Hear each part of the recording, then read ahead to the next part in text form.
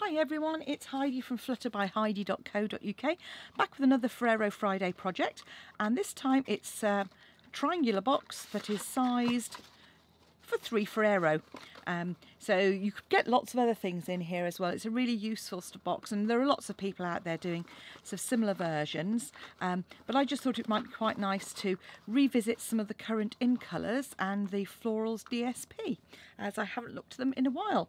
Obviously it's kind of a bit of a bigger version of this one, but you can see it's a little bit taller, which means that it's a little bit more, although it's not as long as 3 Ferrero, it means you can get 3 Ferrero into it. So on with the project. So this one was using Berry Burst, which is one of my favourite colours, and what I struggle to use a bit more of actually is Tranquil Tide. So I thought, you know what, I'm going to push myself out of my comfort zone and let's use that. So you're going to need some card, and you need a piece that is 8 1/4 by 9 3/4. So UK A4 is already 8 1/4 long, so I'm just going to trim that down to 9 3/4. Then we can keep that for our punching in a minute. You're going to score the short edge at 2 1/2, at 5, and at 7 1/2. And that's just going to give a little lip that's going to fold over at the top. Then you're going to score the long at just 2 1/2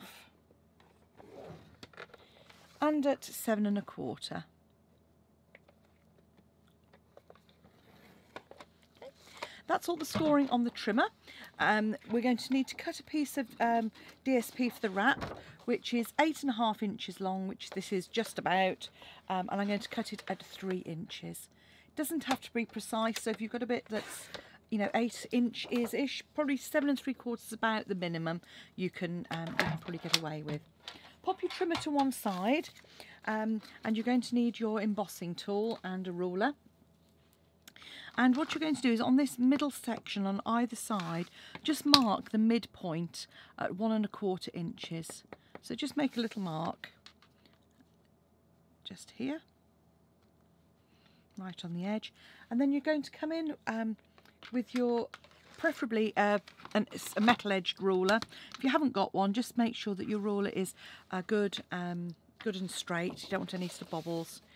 Sometimes it helps to just crease the score lines just so that you can see where that cross point is, because that's what you're going from, this cross point here up to that midpoint that you've marked. Make a nice strong score and repeat it at the other edge.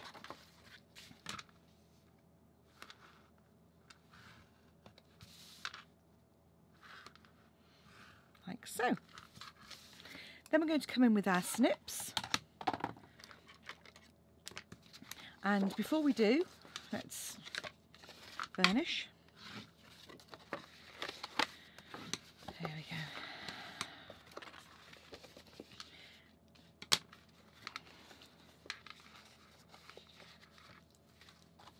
And you're going to cut, if you have it, hold it this way, up on the long edge, straight up those side pieces. So just notch them out.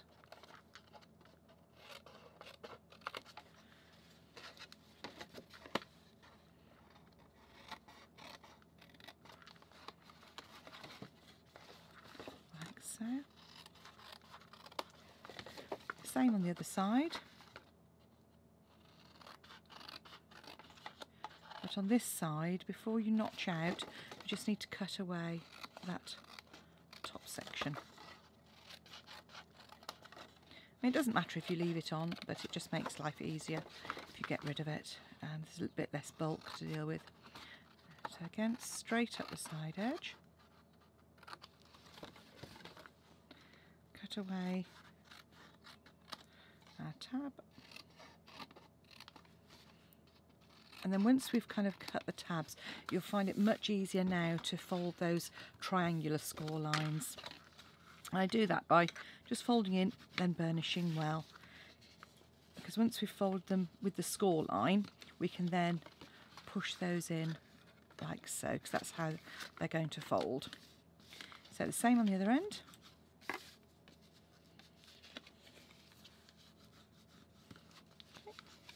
And then to glue these up, what I'm going to do is come in with our fuse, or obviously you can use other stuff, the red tape, the super sticky tape would work just as well.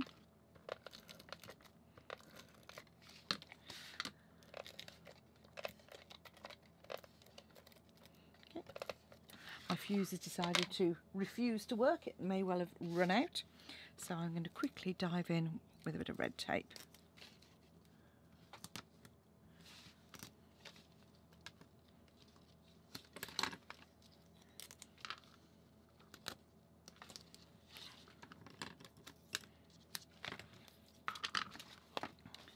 So with red tape, just give it a good burnish, make it easier to lift that edge off. And if you struggle at all, just come in with a piercing tool and you'll find it easy to lift the edges up.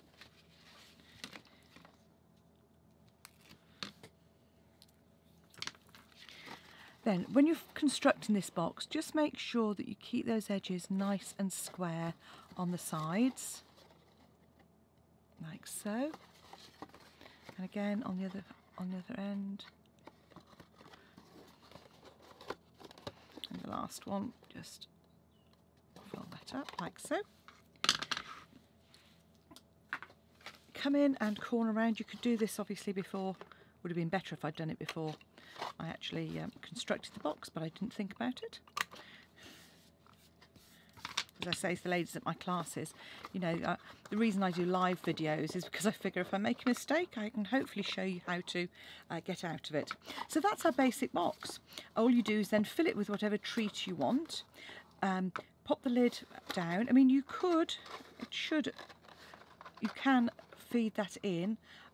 I find that can sometimes be a bit tricky because if you've just been a little bit out, it'll make it narrow on the one end and it just makes it a little bit awkward.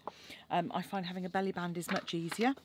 So all you do is just fold your belly band roughly in half and keeping it not too tight around. Just fold that around and then gently crease on these. So when it opens, you can just put some tape on the underside of that piece.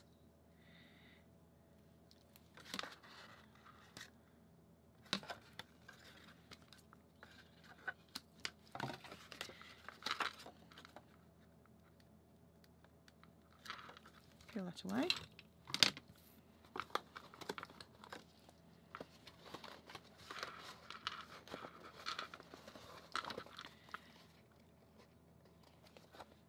Don't stick it to your box as I've just done. It's not good for a belly band because you can't slide it off. Loony. There we go. And that just slides on and off but keeps it nice and closed as well. And then to do our label, what I've done is I've done several layers on here using various punches. You can obviously do as many or as little as you like depending on what you've got. Obviously I'm using Tranquil Tide because that's the colour card I've used, and I'm just stamping onto some Whisper White and I'm punching that out with a 1 1/4 inch punch like so. I'm then punching out of our scrap that we had left over from trimming our card. I'm just going to not use the same punch. I'm going to use the scalloped 1 3/8 inch punch to punch out one of those. I'm then coming in with my pretty label punch and I'm just turning it at an angle to maximise my cardstock because I'm mean like that. I'm a frugal crafter.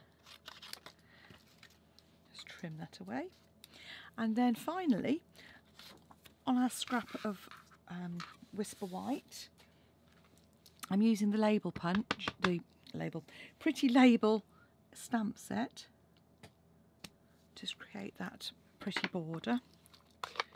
Ink pad away before I make a mess, which I usually do, or drop something in it, and then if you hold it upside down you can then line up and squeeze, and then you get a nice border around your punch as well.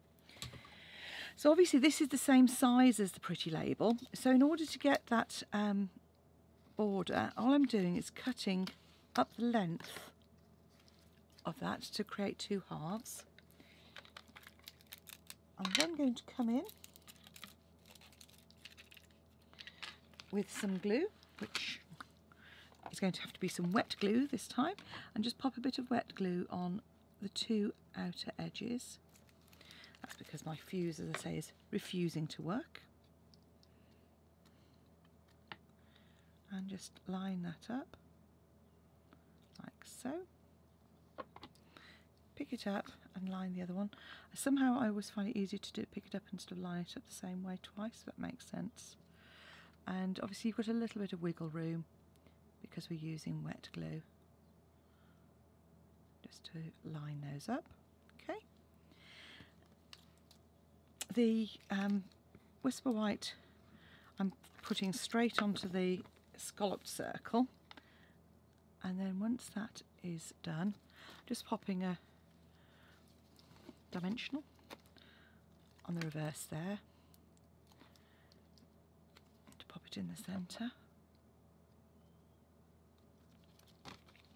then a couple of dimensionals, just one on either end.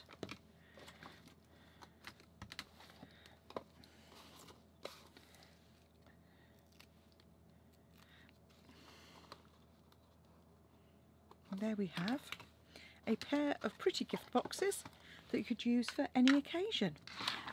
Thank you for watching. I hope you've enjoyed making this.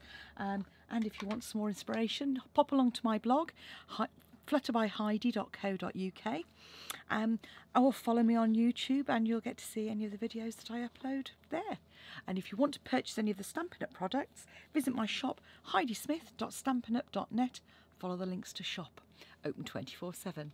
Take care. Bye now.